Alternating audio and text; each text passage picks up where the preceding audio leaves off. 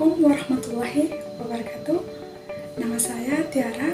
Kali ini saya akan membahas materi tentang prinsip-prinsip evaluasi pembelajaran di sekolah dasar. Dan tahu apa itu evaluasi pembelajaran? Di poin pertama, kita akan membahas tentang apa itu evaluasi pembelajaran.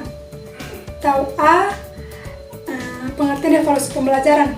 Kata evaluasi berasal dari bahasa Inggris evaluation yang mengandung kata dasar value atau nilai.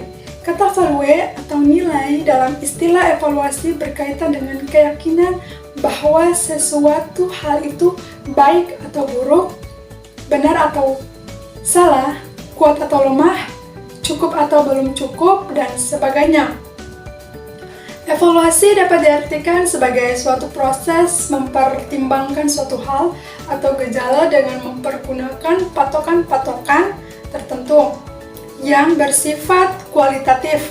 Misalnya, baik tidak baik, kuat lemah, memadai tidak memadai, tinggi rendah, dan sebagainya.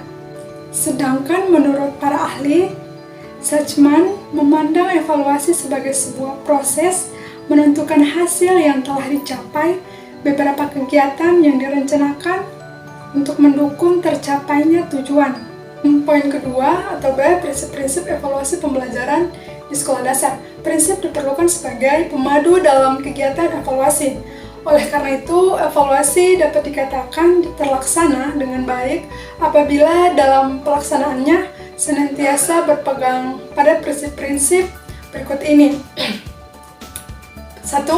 Prinsip kontinuitas atau berkesinambungan. Artinya bahwa evaluasi itu tidak hanya merupakan kegiatan ujian semester atau kenaikan, tetapi harus dilaksanakan secara terus-menerus untuk mendapatkan kepastian terhadap sesuatu yang diukur dalam kegiatan belajar mengajar dan mendorong siswa untuk belajar mempersiapkan dirinya bagi kegiatan pendidik selanjutnya. Pada poin kedua, prinsip komprehensif atau keseluruhan. Seluruh segi kepribadian murid, semua aspek tingkah laku, keterampilan, kerajinan adalah bagian-bagian yang ikut dites. Karena itu maka item-item tes harus disusun sedemikian rupa sesuai dengan aspek kognitif, aspek afektif, dan psikomotorik.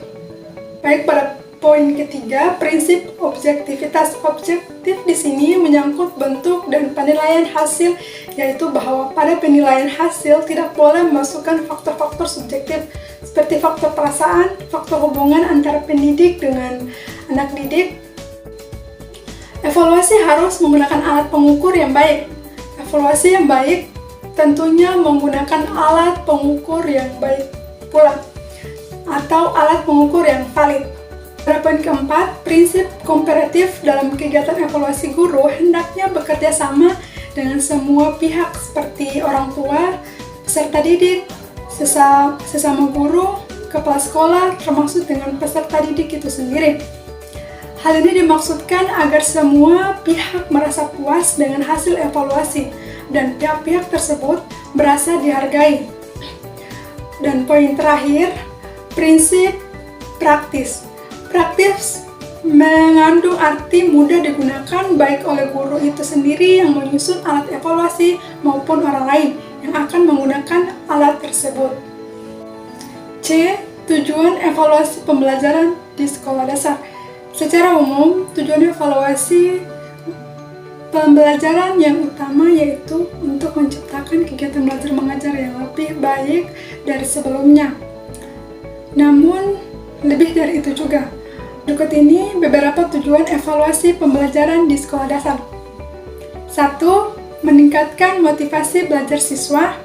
2. Siswa bisa mencapai tujuan belajar dengan optimal sesuai yang diharapkan. Dan 3. Mendorong kreativitas guru untuk menciptakan modal pembelajaran yang lebih kreatif dan inovatif. 4. Membuat kegiatan belajar di sekolah berjalan lancar. Dan yang terakhir, 5. Menumbuhkan rasa ingin terus belajar bagi siswa maupun guru. D. Karakteristik evaluasi pembelajaran di sekolah dasar. Kegiatan evaluasi dalam proses belajar mengajar mempunyai beberapa karakteristik penting, antara lain sebagai berikut. 1. Memiliki implementasi secara tidak langsung terhadap siswa yang dievaluasi. Hal ini terjadi misalnya seorang guru melakukan penilaian terhadap kemampuan yang tidak tampak dari siswa. Apa yang dilakukan adalah ia lebih banyak menafsirkan melalui beberapa aspek penting yang diizinkan, seperti melalui penampilan, keterampilan, atau reaksi mereka terhadap suatu stimulus yang diberikan secara terencana. 2. Lebih bersifat tidak lengkap dikarenakan evaluasi dilakukan secara kontinu, maka hanya merupakan sebagian fenomena saja, atau dengan kata lain, apa yang dievaluasi hanya sesuai dengan pertanyaan item yang direncanakan oleh seorang guru. Dan terakhir, 3.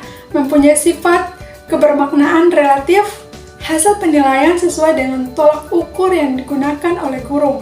Nah, itu tadi adalah pembahasan materi tentang prinsip-prinsip evaluasi pembelajaran di sekolah dasar. Semoga video edukasi yang saya buat bisa bermanfaat untuk kita semua. Sampai jumpa di video-video selanjutnya. Assalamualaikum warahmatullahi wabarakatuh.